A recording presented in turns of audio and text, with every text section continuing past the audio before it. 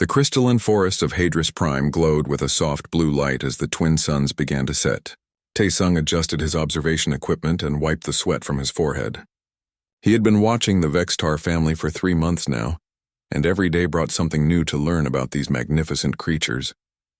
"Young me, are you seeing this?" he whispered into his communicator, even though there was no need to whisper inside their sealed research station.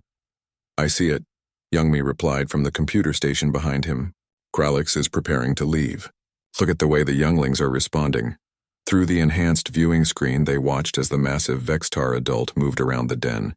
Kralix stood over 4 meters tall, covered in armored scales that shimmered like polished metal. 6 powerful limbs made the creature look like something from ancient Earth myths, but this was no myth. This was real, and this was dangerous. The 2 younglings, Sikra and Tikra, chirped and circled their parent. They were much smaller, only about 1.5 meters tall, but already showing the same armored scales and 6-limbed structure. Their bioluminescent patches glowed a soft green, which Taesung had learned meant they were content and calm. "Standard hunting cycle," Young Mi noted, marking the information in her logs. "Kralix leaves for 3 days. The younglings stay hidden in the den. It's the same pattern we've observed 4 times now." Taesung nodded, but something felt different today. He couldn't explain it, just a feeling in his gut. Maybe it was the way the ground had been trembling slightly all morning. The seismic sensors had picked up unusual activity near the den location. "I don't like those readings," he said, pointing to the monitor showing ground stability. "The cave system under the den area is showing stress." Young Mi came over to look. Her face showed concern. "The crystalline structure here is beautiful but unstable. One good shake and—" She didn't finish the sentence. They both knew what could happen. The Vextar den was positioned in a shallow cave system, protected by thick crystal formations.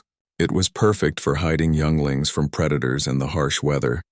But if those crystals shifted, if the ground moved just wrong, that protection could become a trap. "Should we send a warning probe?" Taesung asked. "To who?" "The creature that's classified as extreme danger. No contact protocol by every species in the Galactic Council?" Young Mi shook her head. "We're not even supposed to be this close. We're only here because we convinced the Council that long-range observation could give us valuable data."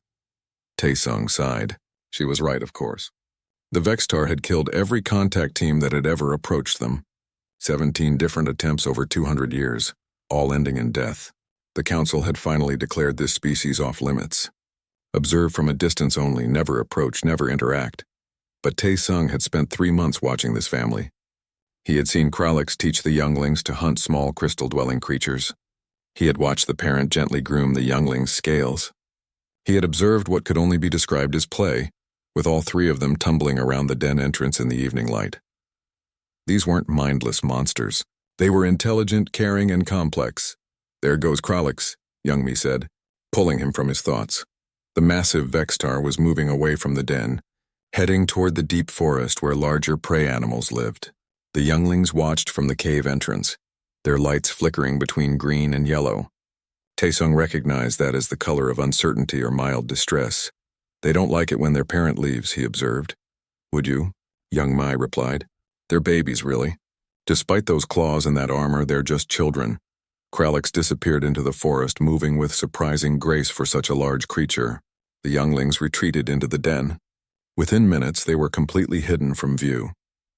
Taesung and Young Mi continued their work, recording data, analyzing patterns, and documenting everything they observed.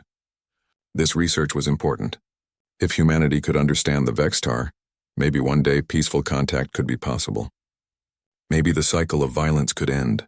Hours passed. The sun set completely, and the forest's bioluminescence took over, painting everything in shades of blue and green. The research station's sensors continued their quiet work, monitoring everything within a 5-kilometer radius. Then, at 0347 hours station time, the alarms went off. "Seismic event," Young Mi shouted, her hands flying across the controls. "Right under the den area." Taesung ran to the viewing screen. At first he couldn't see anything wrong. The forest looked peaceful, the crystals glowing as they always did. Then he saw the dust cloud rising from where the den was located. "Zoom in, maximum magnification," he ordered. The screen focused on the den entrance. What they saw made Taesung's blood run cold. The entire front section of the cave had collapsed.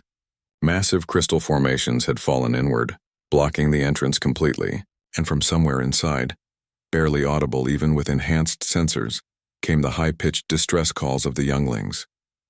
"They're trapped," Young Mi said, her voice barely a whisper. "Sikra and Tikra are trapped under there." Tae-sung pulled up the structural analysis. The computer worked quickly, showing them a three-dimensional model of the collapsed area. The younglings were in a small pocket of space, protected by a lucky arrangement of fallen crystals.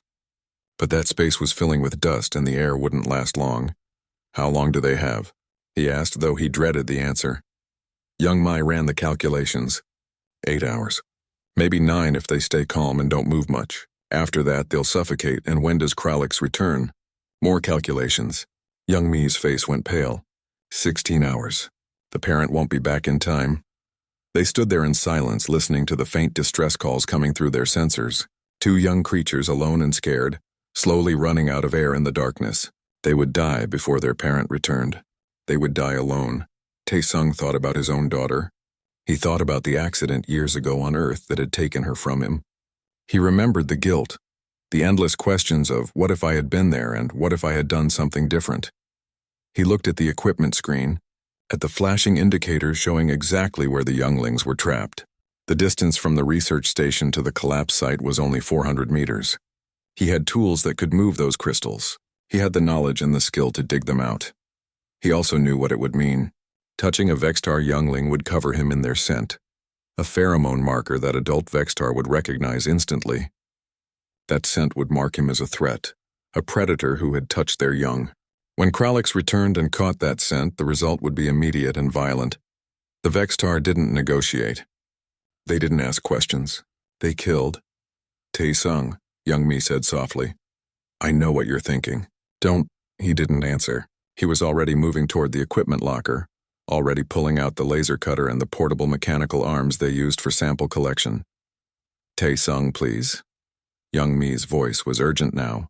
"The protocols exist for a reason. We can't interfere. We can't—" "They're children," he interrupted, his voice quiet but firm. "They're sentient children dying slowly in the dark. I won't just watch." He sealed his environment suit and moved toward the airlock. "You'll die," Young Mi said. "When Kralix comes back, you'll die." Tae-sung paused at the airlock door. He looked back at his research partner, his friend. "Maybe," he said, "but I'll die knowing I tried. I couldn't save my own daughter. Maybe I can save someone else's." The airlock opened, and Tae-sung stepped out into the glowing forest of Hadris Prime, carrying tools meant for research toward a rescue that would change everything. The crystalline ground crunched under Tae-sung's boots as he moved through the glowing forest. His helmet display showed the path to the collapsed den, a bright line cutting through the darkness. 400 meters. It might as well have been 400 kilometers. Young Mi's voice crackled in his ear. "Tae-sung, please reconsider. I'm begging you. Come back to the station and we'll find another way." "There is no other way," he replied, adjusting the heavy equipment on his back. "You ran the numbers. They have 8 hours of air. We're the only ones close enough to help. And you'll die for it. Maybe not. Maybe Kralix won't come back early. Maybe I can. Maybe isn't good enough." Young Mi's voice was sharp with fear and frustration. "Do you remember the reports? Do you remember what happened to the last team that got close to Vextar younglings? They were torn apart. Literally torn into pieces," Tae-sung remembered. He had read every report, watched every recorded encounter. The Vextar were utterly without mercy when it came to protecting their young. It was one of the reasons the Council had given up on contact. "I remember," he said quietly. "Then why are you doing this?" Tae-sung stopped walking. Through the crystal formations ahead, he could see the dust still settling around the collapsed den. The distress calls were louder now, clearer. 2 voices, crying out for help that wasn't coming. "Do you remember my daughter?" he asked. There was a long silence on the other end of the communication line. When Young Mi spoke again, her voice was softer. "Of course I remember, Sora. I was there, Tae-sung. I was there at the funeral." "She died in a collapsed building during the earthquake," Tae-sung continued, his voice steady despite the old pain. "The rescue team said she was alive for hours under the rubble. Calling for help, calling for me. But I was off-world on a research trip. I wasn't there when she needed me. That wasn't your fault, I know. My head knows that. But my heart," He took a deep breath. I can't do it again, young me. I can't stand by and listen to children die when I have the tools and the knowledge to save them. I just can't. Another long silence. Then young me sighed. You're the most stubborn human I've ever met. Is that a yes? It's a I'll monitor everything from here and try to give you as much warning as possible when Kralix comes back. It's also an I'm documenting this as a rescue attempt against protocols, so at least your death will mean something for the records. Ever the optimist, Taesung said, but he was smiling slightly under his helmet. He started moving again. The collapsed den was worse up close. Crystal formations as thick as tree trunks had fallen across the entrance, creating a chaotic pile of sharp edges and unstable surfaces. Taesung activated his laser cutter and began working on the outermost crystals. The laser cut through the crystal with a bright blue beam, creating a shower of sparks and fragments. It was slow work. Each crystal had to be carefully cut and moved, or the whole pile might shift and crush the younglings beneath. Inside the rubble, the distress calls changed. They had heard him. They knew something was out there. Easy, Taesung said, knowing they couldn't understand his words but hoping his tone would carry through. Easy, I'm here to help. The younglings responded with more frantic calls. Scared, confused, probably thinking he was a predator trying to dig them out for a meal. Young me, I need a translation protocol, something that might sound calming to them. I'm working on it, she replied. Best I can do is match the frequency that Kralix uses during grooming sessions. Try humming at about 240 hertz. Taesung tried it, humming low and steady while he worked. The distress calls quieted slightly. Good. They were listening. 2 hours passed. Taesung's arms ached from holding the laser cutter and maneuvering the mechanical arms to shift the cut crystals aside. Sweat soaked his undersuit and his hands were cramping, but he was making progress. The gap into the pocket where the younglings were trapped was getting larger. Then his laser cutter touched a particularly dense crystal, and there was a bright flash. The tool sparked once and died. No, Taesung muttered, checking the power cell. It was completely drained. The dense crystal had taken too much energy. I have a spare power cell in the station, Young Mi said. I can be there in 20 minutes. No, stay in the station. I'll use the manual cutters. Taesung, that will take twice as long. Then I'll work twice as hard. He pulled out the manual diamond-tipped cutting tools and got back to work. It was much slower, much harder, but he didn't stop. He couldn't stop. Another hour passed. His hands were bleeding inside his gloves now, cut by the sharp edges and the constant pressure of the tools. The younglings had stopped their distress calls, which worried him. Were they running out of air already? Sikara? Tikra, he called out. Stay awake. Stay with me. A weak chirp answered him. They were still alive, but fading. Taesung worked faster, ignoring the pain, ignoring the exhaustion. He was so close now. Just a few more crystals and he could reach them. Finally, after 4 hours of constant work, he pulled away the last major obstruction. The opening was narrow but wide enough. He could see 2 small shapes huddled in the darkness beyond, covered in dust, their bioluminescent patches barely glowing. I see them, he reported. Going in now. Be careful, Young Mi warned. Even young Vextar have acid sacs. If they panic, I know.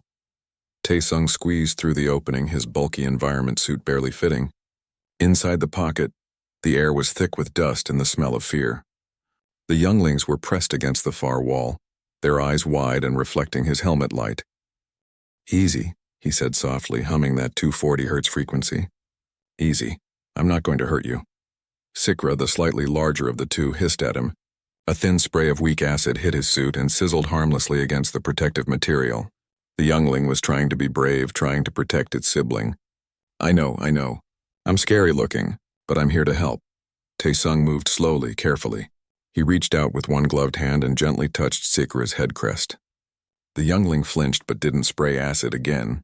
Taesung kept humming, kept his movements slow and predictable. Gradually, the youngling's bioluminescence shifted from the terrified white it had been to a confused yellow-green.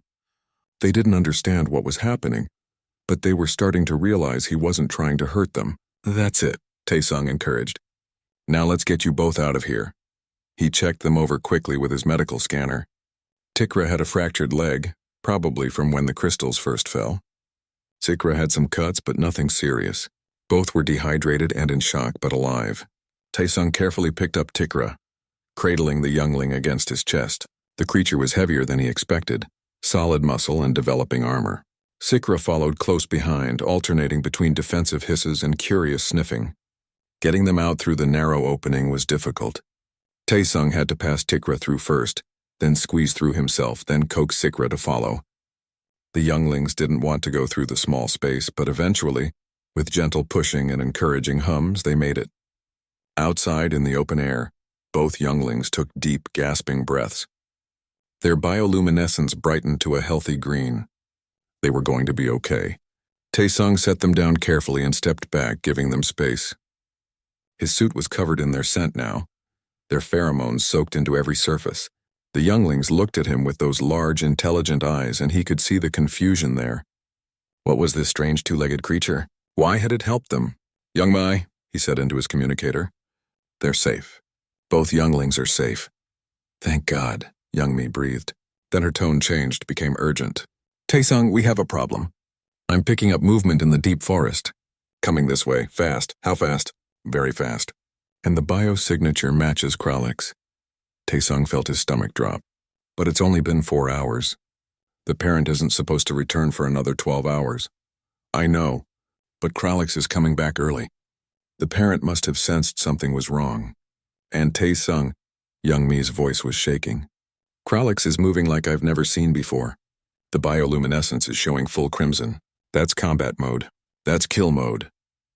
Taesung looked down at the younglings, who were now exploring the area around the collapsed den, sniffing at the tools he had used, their fear already fading.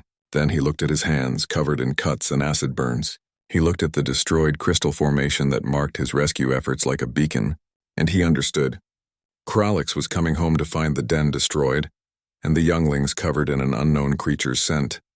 Every instinct the parent had would be screaming one thing: predator attack. "How long do I have?" he asked. "At the current speed, 7 minutes. Maybe 8. 7 minutes. Not enough time to get back to the station. Not enough time to do anything except wait. Get back inside, Youngmi. Seal the station. Don't come out no matter what you hear. Taesung, promise me." A long pause. "I promise."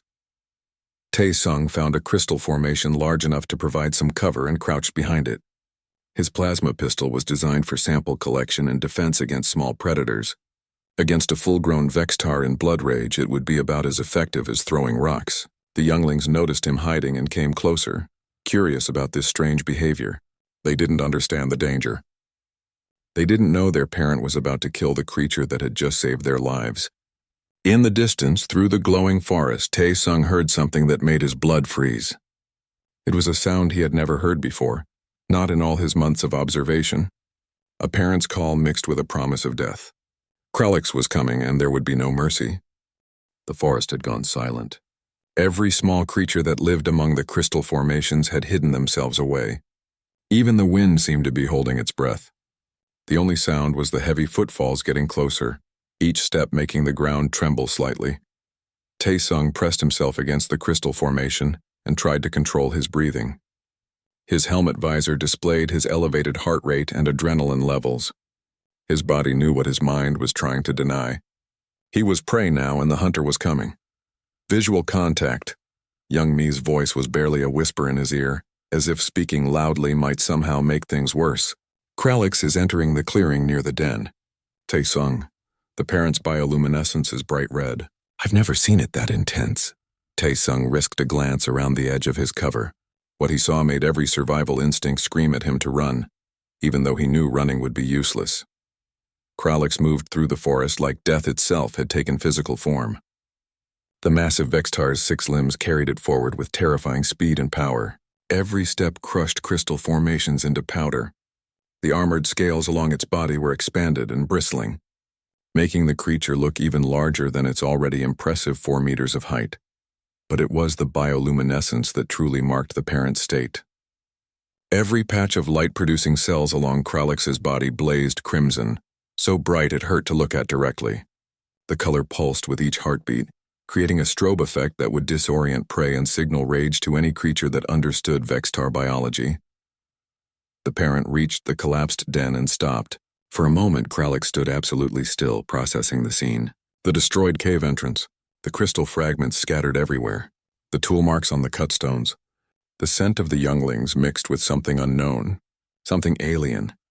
Then Kralix's head swung around, and even from his hiding spot 40 meters away, Taesung could see the parents' eyes lock onto Sikra and Tikra. The younglings had wandered away from the collapsed den, and were now playing with some of the smaller crystal pieces near Taesung's position. The parent made a sound that Taesung's translator couldn't parse. It was too complex, too layered with meaning, but he didn't need translation to understand it. Relief, fear, anger, and protective fury all mixed together into something primal. Sikra and Tikra looked up at their parents' call. Their bioluminescence flickered between happy green and confused yellow. They chirped back, the sound meaning something like safe and okay based on Youngmi's earlier research. But Kralix didn't calm down. Instead, the parent's head lowered, nostrils flaring wide. The massive creature was scenting the air, following the trail of pheromones that covered the younglings, following it to its source, following it to Taesung. It knows, Youngmi said unnecessarily. Kralix knows something touched the younglings. Taesung watched as Kralix began moving again, this time following the scent trail with the precision of a bloodhound. The parent's bioluminescence somehow burned even brighter, and new patterns appeared, stripes of deeper red that Youngmi had once identified as the Vextar equivalent of bared teeth. Every few steps, Kralix would stop and make that terrible sound again. Not quite a roar, not quite a scream, something worse. The sound of a parent who believed their children had been attacked, who had found evidence of a predator in their den, and who would not rest until that predator was destroyed. The younglings, confused by their parents' behavior, followed along behind Kralix. They kept chirping their safe sounds, but the parent wasn't listening. All of Kralix's attention was focused on the scent trail leading directly to Taesung's hiding spot. 40 meters. 35 meters. 30 meters, Taesung, you need to run, Youngmi urged. Get back to the station. I can activate the defense grid, maybe it will slow Kralix down long enough. No, Taesung interrupted quietly. If I run, the parent will chase. The hunting instinct will take over completely. I'll never make it to the station, and you might get hurt trying to help me. So what's your plan? Just wait to die? Maybe, or maybe. Taesung took a deep breath. Maybe I can show Kralix that I'm not a threat. Are you insane? You're covered in the youngling's scent. To Kralix, you are a threat. 25 meters. 20 meters. Kralix had slowed now, moving with careful deliberation. This was the final approach, the moment before the kill. The parent's claws, each one as long as Taesung's forearm and sharp enough to cut through steel, were fully extended. The jaw gaped slightly, showing rows of teeth designed to tear through armor and bone. Youngmi, thank you for being my friend, Taesung said softly. Record everything that happens next. Maybe it will help the next researcher understand these creatures better. Damn it, Taesung. He muted the communication and stepped out from behind his cover. There was no point in hiding anymore. If he was going to die, he would do it standing up, facing his death with dignity. Kralix saw him immediately. The parent froze for just a second, processing this new information. The creature that carried the predator scent was small, weak-looking, and standing in the open. It wasn't running. It wasn't attacking. It was just standing there. Taesung slowly raised his hands, palms out, showing he held no weapons. His plasma pistol was still on his belt, but he made no move toward it. He kept his body language as non-threatening as possible. I'm not your enemy, he said, knowing Kralix couldn't understand the words but hoping the tone would convey meaning. I helped them. I saved your children. Kralix's response was the most terrifying threat display Taesung had ever seen, even in recordings. The parent reared up on its rear four limbs, making itself even taller. The front two limbs spread wide, claws catching the light. The bioluminescence shifted to a pattern that Youngmi had once described as warning before strike. The jaw opened fully, and a sound emerged that Taesung felt in his bones. This was it, the moment before death. Taesung closed his eyes briefly, thinking of his daughter, thinking of Youngmi, thinking of all the things he would never do or see. Then he heard small chirps and felt something brush against his legs. Taesung's eyes snapped open. Sikra and Tikra had run forward and positioned themselves between him and their parent. The younglings weren't making distress calls. They weren't showing fear colors. Instead, they were making sounds that Taesung recognized from his observations of family group behaviors. Comfort sounds, safe sounds, Pack sounds. The younglings were telling their parent that this strange creature was okay, that it had helped them, that it was safe. Kralix's threat display faltered. The parent lowered back to a normal stance, head tilting to one side. The bioluminescence flickered between attack red and confused orange. This didn't make sense. Younglings didn't defend predators. Younglings didn't position themselves between threats and parents. This was wrong. This was impossible. Sikra, the braver of the two younglings, chirped again and actually rubbed against Taesung's leg like an affectionate cat. The youngling's meaning was clear even without translation. This one is good. This one helped us. Taesung, moving very slowly, lowered one hand. Sikra immediately pushed its head up into his palm, and Taesung gently scratched behind the youngling's head crest, exactly where he had seen Kralix groom the younglings dozens of times during his observations. The effect on Sikra was immediate. The youngling's bioluminescence turned a deep, contented blue, and it made a rumbling sound that was clearly pleasure. Tikra hobbled over on its injured leg and demanded the same attention. Taesung obliged, scratching both younglings while keeping his eyes on Kralix. The parent was still frozen, still processing. The attack red was fading now, replaced by more and more orange and yellow. Confusion. Complete and utter confusion. Then Kralix did something Taesung didn't expect. The parent dropped down low to the ground and began moving forward slowly, cautiously, not attacking, investigating. The massive head came close to Taesung and he could feel the hot breath from the parent's nostrils. Kralix was scenting him carefully now, taking in every detail.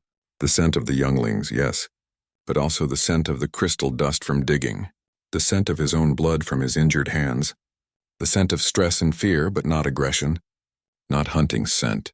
Kralix moved around Taesung in a slow circle, never taking eyes off him, while the younglings continued to chirp happily and push against the human for more attention. The parent examined the collapsed den again, this time with different eyes, looking at the laser-cut crystals, the carefully moved debris, the narrow tunnel dug through to where the younglings had been trapped.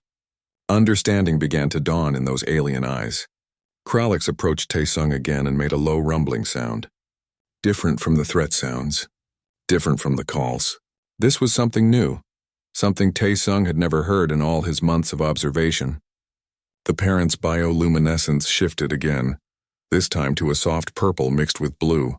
Young me had theorized about these colors but had never seen them in practice. Respect, perhaps, or gratitude, or something that had no direct human equivalent. Kralix sat back on the rear limbs, a posture that meant I am listening or I am reconsidering based on the research data. The parent was looking at Taesung with intelligence that was unmistakable. Not just animal instinct, not just protective fury. This was sapience. This was a thinking being working through a problem that challenged everything it knew. The problem was simple and complex at once. Why would a strange creature risk everything to save younglings that weren't its own? Taesung slowly reached into his pack. Kralix tensed but didn't attack. He pulled out his medical scanner and held it where the parent could see it. Then, moving very carefully, he pointed the scanner at Tikra's injured leg. The device beeped and displayed the fracture clearly on its small screen. Taesung turned the screen toward Kralix, showing the injury. Then he pointed at his own hands, bloody and acid-burned. He pointed at the laser cutter lying among the debris. He pointed at the tunnel he had dug. The story was there, told in injuries and tools and effort. A strange creature had heard the younglings in distress, had come with tools, had dug for hours through dangerous crystal, had pulled them free despite being hurt, had stayed with them even knowing the parent would return. Kralix looked at the scanner, looked at Taesung's hands, looked at the younglings safe and happy, looked back at Taesung. The parent's bioluminescence shifted one more time, settling into a pattern Taesung had never seen before. Deep blue with streaks of silver. The meaning would remain a mystery for now, but the threat was gone. The killing intent had passed. Kralix made a deep, resonant sound and stepped forward.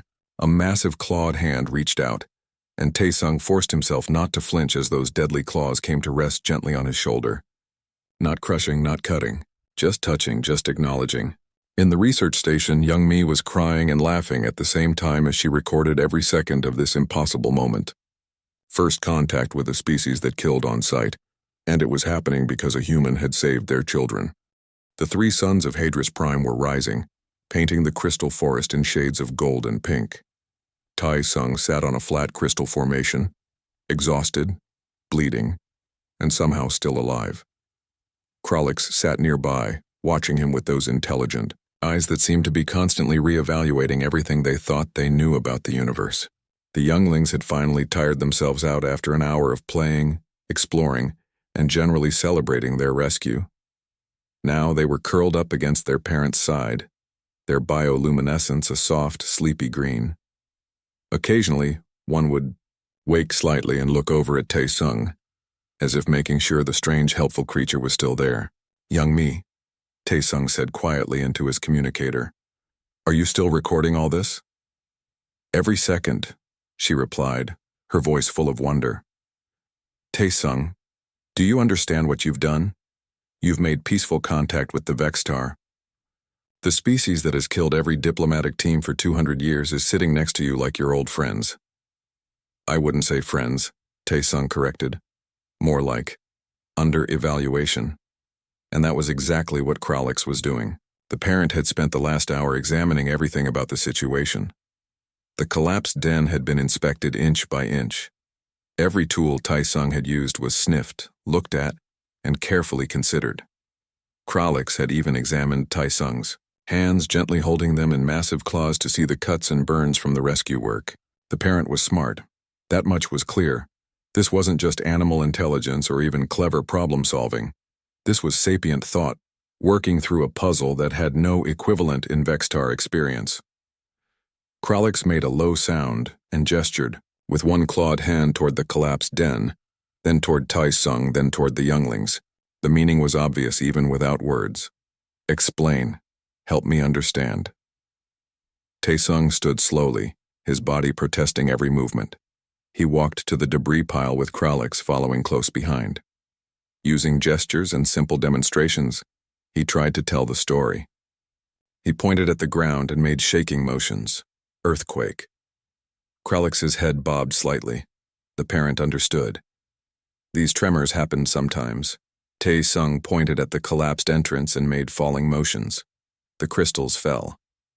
Krolix looked at the cave and made a low, sad sound. Yes, dangerous. The parent understood that too. Then Tae Sung knelt by the opening he had cut and made digging motions. He pointed at his tools. He pointed at his injured hands. He made the motion of pulling something out. He pointed at the younglings sleeping nearby. Krolix stood very still, processing this. The bioluminescence shifted through several colors, like the parent was cycling through emotions. Orange confusion, yellow uncertainty.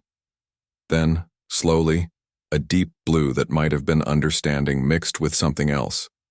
Something bigger. The parent looked at Tae Sung differently now. Before it had been threat assessment, then it had been confusion. Now it was something new. Krolix approached Tae Sung and made a series of sounds, each one distinct and deliberate. It almost sounded like the parent was trying to communicate something specific, something important. "Young me, are you getting this?" "I'm getting it, but I don't know what it means." The translator is trying to parse it, but Vextar language is so complex. It's like, "Wait." There was a pause. "Tae Sung, I think Krolix is asking you a question." "What question?" "Best I can translate." "Why?" "The parent wants to know why you did it." Tae Sung looked at Krolix, at those ancient predator eyes that held such unexpected depth. How could he explain? How could he make this massive alien creature understand about his daughter, about loss, about the human inability to walk away from children in danger? He tried anyway. Tae Sung pulled up an image on his suit's display panel, a photograph of Sora, his daughter, smiling on her 10th birthday. He showed it to Krolix. "Mine," he said simply. "My child." The parent leaned close, examining the image carefully. Then Krolix looked at the sleeping younglings and back at the photo, making the connection, understanding that this human had known the bond between parent and child. Tae Sung pulled up another image. The ruins of the building where Sora had died. He pointed at the rubble, then at himself, shaking his head. "I wasn't there. Couldn't save mine." He pointed at the collapsed den, then at Sikra and Tikra. But I could save yours. The silence that followed was profound. Kralik stared at Taesung with an intensity that was almost painful. The parents' bioluminescence went through a rapid series of colors too fast for Taesung to follow. Then slowly it settled into that blue and silver pattern from before. Kralik's made a sound that was soft, almost gentle. The massive head lowered until it was level with Taesung's, and the parent made a gesture that seemed significant. One clawed hand touched its own chest, then reached out very carefully and touched Taesung's chest. "Young Mi, what does that mean?" Young Mi's voice was thick with emotion. I think Kralix just said you're the same. Parent to parent. The same thing that drives Kralix to protect the younglings is what drove you to save them. The parent understands." Kralix backed away and made another series of sounds, these ones louder and more complex. The parent's body language had changed completely. No more threat posture. No more uncertainty. This was decision made. Action taken. "What now?" Taesung asked. "The translator is still working on it, but I think—" Oh wow. Young Mi laughed in disbelief. "Taesung, I think Kralix just adopted you." "What?" "The sounds, the gestures, all of it matches the patterns I documented when the Vextar occasionally incorporate other creatures into their family groups. It's rare, but it happens. Usually with creatures that show extreme courage or help the family. You didn't just help the family. You risked everything for younglings that weren't even your species." Kralix approached Taesung again and did something that made him freeze in shock. The parent opened a small sac on its neck and released a spray of pheromones directly onto Taesung. Not the warning scent, not the predator marker. Something different. Something that made Sikra and Tikra wake up immediately and come running over, making excited chirping sounds. "Young Mi, what just happened?" "Kralix marked you as pack, as family. That scent tells every Vextar that meets you that you're under this family's protection. Taesung, you're probably the only human in the galaxy with that marker. The younglings." We're circling Taesung now, sniffing him excitedly and making happy sounds. To them he smelled right now. He smelled like he belonged. Sikra rubbed against his leg affectionately while Tikra, even with its injured leg, tried to climb up his back like he had seen the younglings do with Kralix. Taesung couldn't help but laugh, even though his exhausted body protested the extra weight. Okay, I get it, I'm packed now." Kralix made a satisfied sound and began grooming the younglings, carefully including Taesung in the process. The parent's tongue was rough but gentle, cleaning the dust and debris from the rescue off the younglings and, startlingly, off Taesung's suit as well. "This is the most surreal moment of my life," Taesung said. "Document everything," Young Mi urged. "Every gesture, every sound, every interaction. This is first contact done right. This is what 200 years of failed attempts couldn't achieve. And you did it by being human, by caring about children that weren't even yours." Over the next few hours, as the suns climbed higher and the forest came alive with daylight, Taesung learned more about Vextar behavior than all his months of observation had taught him. Kralix was patient, repeating gestures and sounds until Taesung understood. The parent showed him which plants were safe and which were dangerous. Demonstrated how to read the color changes of the crystal formations to predict weather. Even showed him the proper way to groom a Vextar youngling, which involved scratching specific spots and specific patterns. Sikra and Tikra followed Taesung everywhere, treating him like a strange but fascinating new sibling. They brought him things they found interesting, rocks and crystal fragments and small creatures they'd caught. They chirped questions at him constantly, seeming endlessly curious about this two-legged being that their parent had accepted. At one point, Taesung shared some of his emergency rations with the younglings. They sniffed the protein bars suspiciously at first, then Sikra took a tiny bite. The youngling's bioluminescence flashed bright green and it made an excited sound, immediately demanding more. "They like human food?" Young Mi asked, amused. "Apparently, though I think I'm going to need more supplies if this keeps up." Kralix watched the younglings eating the strange food and made a sound that, if Taesung had to guess, might have been Vextar laughter. The parent was relaxed now, the earlier fury completely gone. This was a family at rest, and somehow, impossibly, Taesung was part of it. As the day wore on, Tae-sung noticed something else. Other Vextar were appearing at the edges of the clearing. Not approaching, just watching. Word was spreading, it seemed. The local families had come to see the impossible sight of a human sitting peacefully among Kralix and the younglings. Kralix noticed them too and made a loud call. The other Vextar responded with their own calls, a complex exchange that Tae-sung couldn't follow. But he saw their bioluminescence patterns, curiosity mostly, and perhaps in some of them a tentative interest. "Young me, are you seeing this?" "There are at least 6 other adult Vextar out there. I see them. This is incredible. They're not attacking. They're not even showing threat displays. They're just watching and learning." "Tae-sung, you didn't just make contact with one family. You might have just opened the door to contact with the entire species." Tae-sung looked at Kralix, at the younglings playing nearby, at the watching Vextar in the trees. He thought about the 200 years of failed contact attempts, all the death and fear and misunderstanding. And he thought about how it had all changed because he couldn't walk away from children in danger. Sometimes, he realized, the bravest thing wasn't to fight or to stay away. Sometimes it was simply to help regardless of the cost. Kralix made a soft sound and gently touched Tae-sung's shoulder again. The meaning was clear even without translation. The parent was grateful. The parent understood. And most importantly, the parent remembered. In Vextar culture, as Tae-sung would later learn, there was no greater honor than being accepted by a parent as worthy of trust with their younglings. He had passed a test he didn't know he was taking, simply by being human, by caring when logic said not to, by risking everything for children that weren't his own. And in that moment, sitting in the crystal forest of Hadris Prime with an alien family that had adopted him, Tae-sung felt something he hadn't felt since his daughter died. He felt like maybe, just maybe, he had found a purpose again. 3 months had passed since the day Tae-sung had pulled Sikra and Tikra from the collapsed den. 3 months of changes that nobody could have predicted. The research station was bigger now, expanded with new modules and equipment. But the most striking change was the structure next to it. A building made from crystal and metal, designed by young me but constructed with the help of Kralix and 3 other adult Vextar. It was part meeting hall, part cultural center, and entirely unprecedented. Tae-sung stood outside this new building, watching as Sikra and Tikra practiced their hunting skills on small crystal-dwelling creatures. The younglings were much larger now, growing at the rapid rate typical of their species.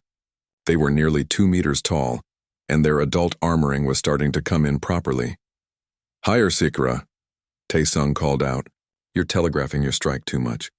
"Remember what your parent showed you?" Sikra chirped acknowledgement and adjusted its stance.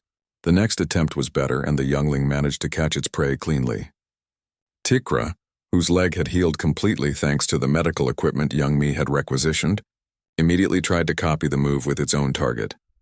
"Never thought I'd be teaching alien predators how to hunt more efficiently," young me said, coming to stand beside Tae-sung. She was carrying a datapad covered in notes and diagrams. "They're not predators to me anymore," Tae-sung replied. "They're just kids. Really big kids with claws and acid sacs, but still kids." Young Mai smiled. "The council is going to arrive any day now. Are you ready for that conversation? Are they ready for what they're going to find here?" That was the question. After the first week of peaceful contact, Tae-sung and young me had sent a carefully worded report to the Galactic Council. They had tried to explain what had happened, how contact had been made, what they had learned.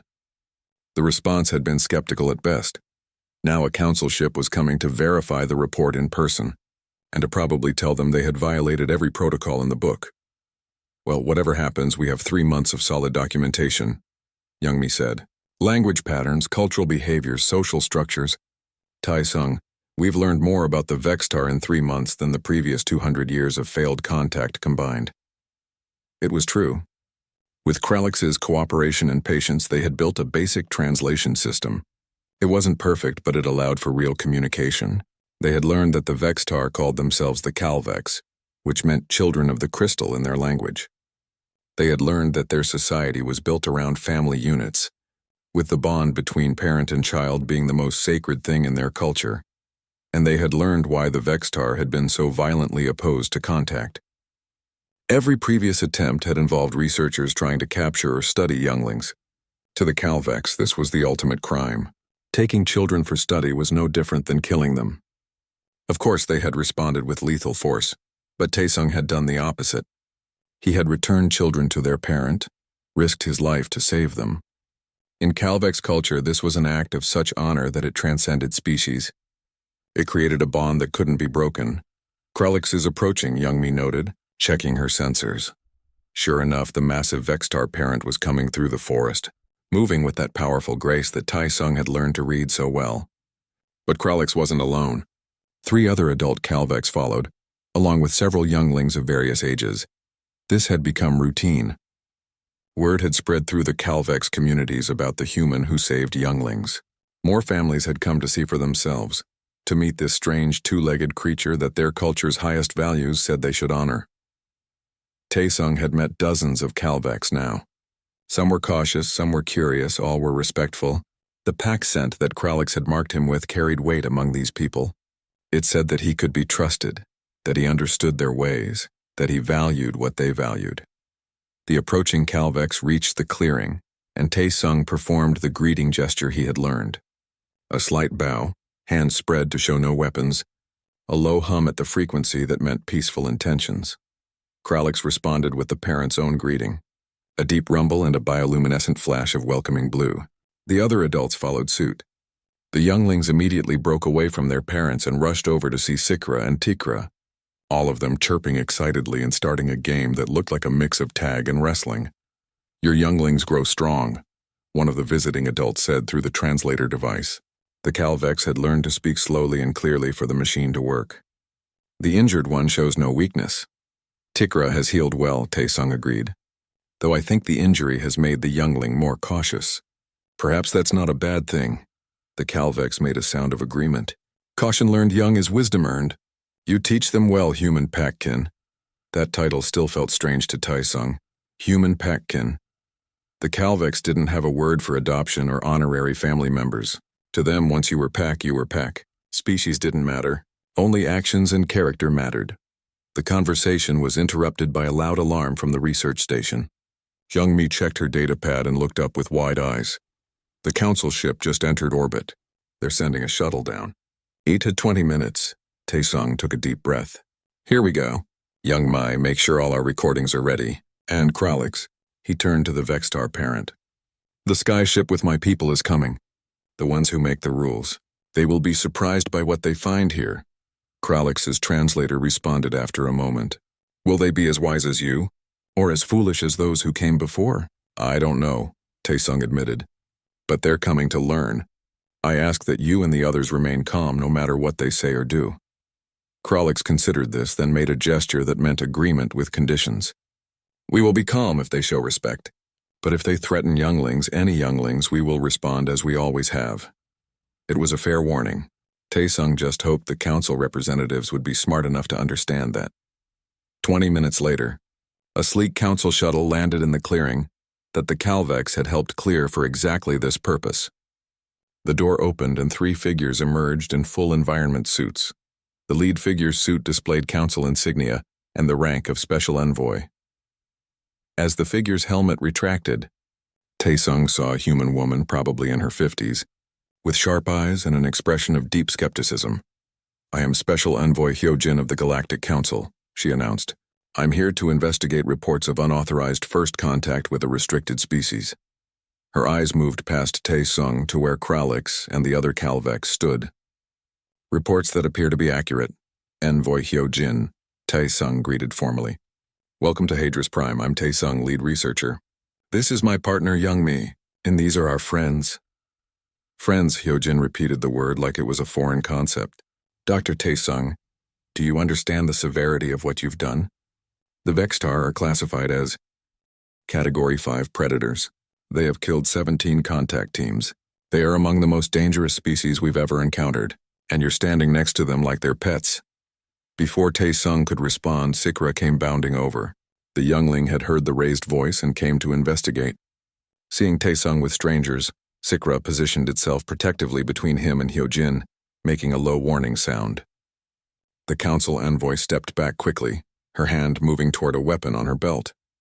The 2 guards with her raised their plasma rifles. "Stop!" Taesung commanded. stepping between the weapons and the youngling. "Don't you dare." Sikra calm. "These are guests. They won't hurt Pack." Sikra's bioluminescence shifted from defensive red to uncertain yellow, but the youngling didn't move away from Taesung. Hyojin stared in shock. "Did that creature just protect you from us?" "Yes," Taesung said firmly. "Because to Sikra, I'm family. I'm Pack, and the Calvex protect their pack always." "Calvex? They're named for themselves. Children of the Crystal. And before you say anything else, Envoy, you need to understand something. The reason your 17 contact teams died wasn't because the Calvex are mindlessly violent. It's because every single one of those teams tried to capture or study younglings." Taesung gestured to the Calvex gathered in the clearing. "In their culture, touching another's younglings without permission is the worst crime imaginable. You didn't die because they're monsters.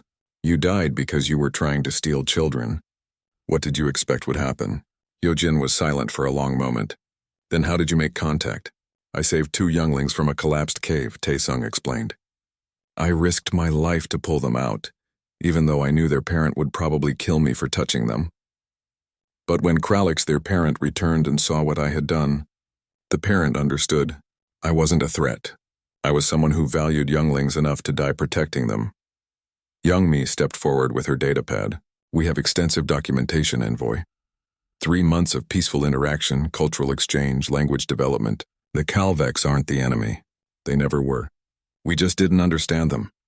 Kralix approached slowly, careful not to make any threatening moves. The parent stopped a respectful distance from Hyojin and spoke through the translator. "Council human, the one you called Taesung saved my younglings when I could not. By our oldest laws, this makes him pack-kin. By our highest values, this makes him worthy of honor. Your people came before as thieves. This one came as protector. That is the difference." Hyojin looked at Kralix, at the other Calvex, at the younglings playing nearby without fear. She looked at the research station and the new cultural center, built by humans and aliens working together. She looked at Taesung, covered in the scars from his rescue mission and the markings of Calvex pack scent. "This is impossible," she said quietly. 200 years of failure and one human succeeds by saving children? Not just saving them, Taesung corrected. By showing that humans value the same things the Calvex value. Family. Children. The willingness to sacrifice for those who cannot protect themselves. That's what made the difference. Over the next several hours, Hyojin and her team toured the facility. They met more Calvex families. They watched Taesung interact with the younglings, teaching them mathematics using crystal fragments as counters. They saw young Mi working with adult Calvex to expand the translation database. They witnessed something that shouldn't exist. Peaceful cooperation between humans and a species that had been considered impossible to contact. At one point, Tikra brought a crystal formation to Hyojin as a gift, the way younglings did with pack members they wanted to impress. The envoy took it carefully, clearly moved despite her attempts to remain professional. "They're children," she said, as if the realization was just hitting her. "They're people. We've been treating them like animals, and they're people." "They are," Taesung agreed. "And once you understand that, everything changes." As the suns began to set, Hyojin made her decision. "I'm going to recommend that Hadris Prime be designated as an official contact zone for Calvex cultural exchange. Your protocols will become the new standard. And Dr. Taesung," she paused, "you'll be formally recognized as the Council's first official Calvex liaison."